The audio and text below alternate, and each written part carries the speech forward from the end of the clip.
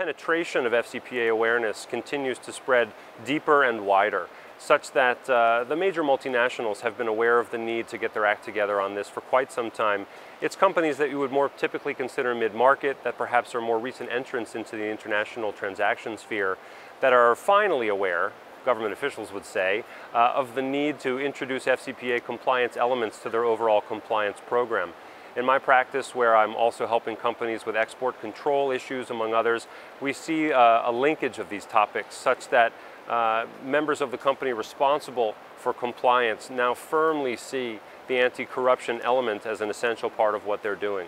So I would say on the private sector side, we would anticipate continued and growing awareness in the mid-cap and even smaller range of American companies, and frankly, settlements such as the Siemens settlement received such publicity both in the United States and abroad that we're also seeing much greater awareness among our non-US clients that for one reason or another are subject to the FCPA.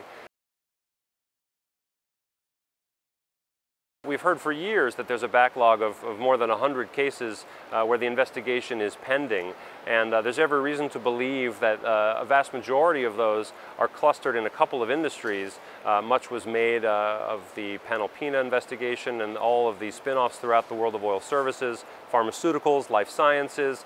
We're seeing increasingly some enforcement activity in the area of telecommunications and media companies.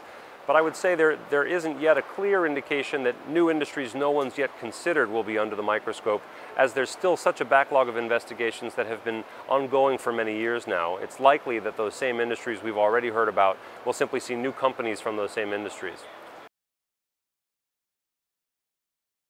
There's quite a lot of attention paid in the wake of the Dubai ports transaction and then an aborted transaction or two on the part of some Chinese state-owned entities trying to make acquisitions in the US market. And the resulting new legislation that came out of the Congress during the last days of the Bush administration certainly changed the way in which these reviews are conducted in many fundamental ways. I would suggest that the current makeup of the Congress, being more democratic than it had been previously, would be expected to be more protectionist. I'm not sure we've seen that yet. I think we've seen that the CFIUS review process has been, as it typically has been in decades past, largely removed from congressional review on a day-to-day basis. And it's only when you have a significant problem or a high-profile transaction that Congress gets involved during the course of the review rather than simply after the fact.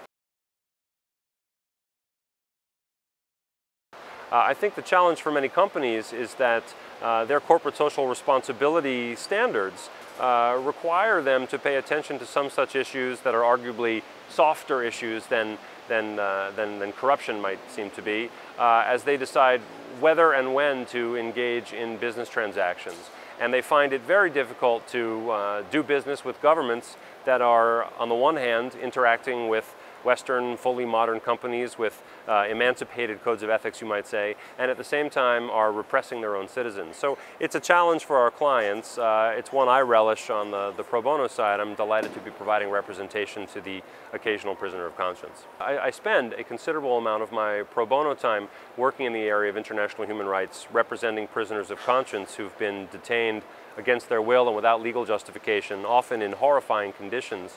And that takes place really almost anywhere you'd care to name: Latin America, Africa, Asia, and in northern climes as well.